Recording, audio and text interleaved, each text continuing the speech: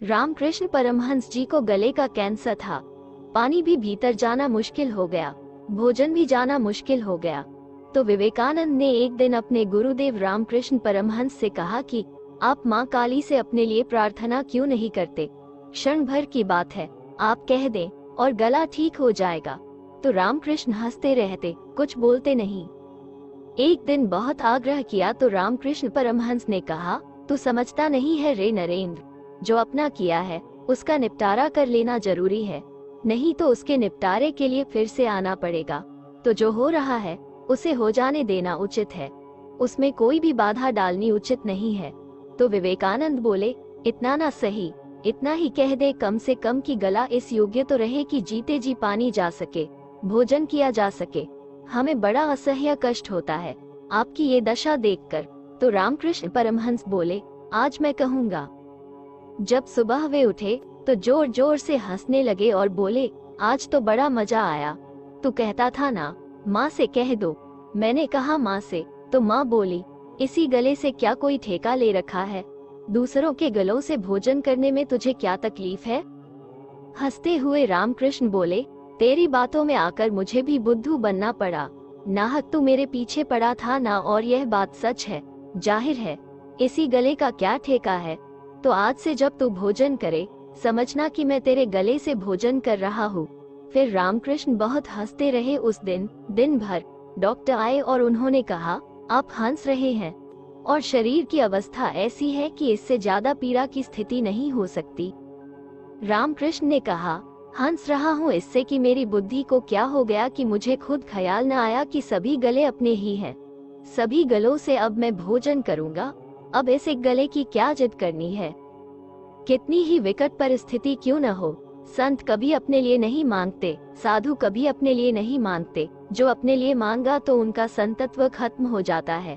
वो रंग को राजा और राजा को रंग बना देते हैं, लेकिन खुद भिक्षुक बने रहते हैं। जब आत्मा का विश्वात्मा के साथ तादात्म्य हो जाता है तो फिर अपना पराया कुछ नहीं रहता। इसलिए संत को अपने लिए मांगने की जरूरत नहीं, क्योंकि उन्हें कभी किसी वस्तु का अभाव ही नहीं होता।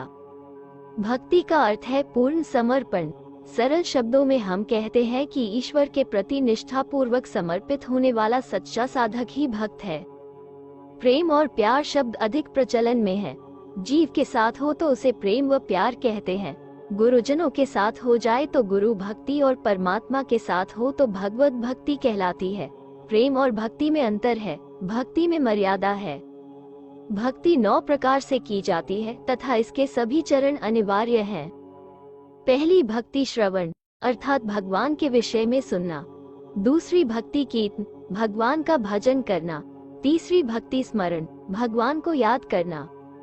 चौथी भक्ति पाद सेवन, भगवान के चरणामृत का सेवन। पांचवी भक्ति अर्चना, भगवान की साकार मूर्ति की पूजा करना। छठी भक्ति वंदना, भगवान का गुणगान करना। सातवीं भक्ति दास्य, स्वयं को भगवान का दास समझना।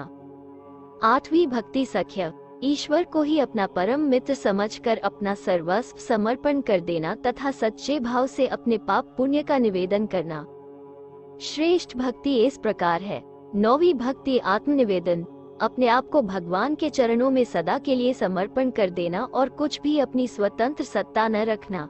ये भक्ति की सबसे उत्तम अवस्था मानी गई है। भक्ति और प्रेम में अंतर, जैसे धूप छांव होती है जो परस्पर एक दूसरे से अलग नहीं हो सकते, और जैसे परछाई काया को नहीं छोड़ती और काया परछाई को नहीं छोड़ती, उसी तरह भक्ति के साथ प्रेम और प्रेम के साथ भक्ति होती है। अगर अंतर पूछा है तो अंतर भी इसमें है।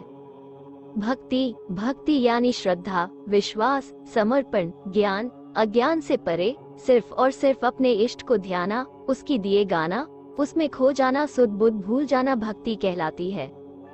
प्रेम का कोई नाम नहीं है। प्रेम हर व्यक्ति, स्थान, वस्तु से किया जा सकता है। प्रेम की सीमा अंत से अनंत तक भी हो सकती है। प्रेम में डूबा इंसान अच्छाई बुराई भूल जाता है। प्रेम में त्याग, समर्पण, क्षमा हर चीज के लिए स्थान होता है। और जब प्रेम होता है तो भक्ति भी जरूर उसके साथ चली जाती है। आदिशक्ति के स्मरण के साथ प्रेम से बोलिए माँ महाकाली की जय।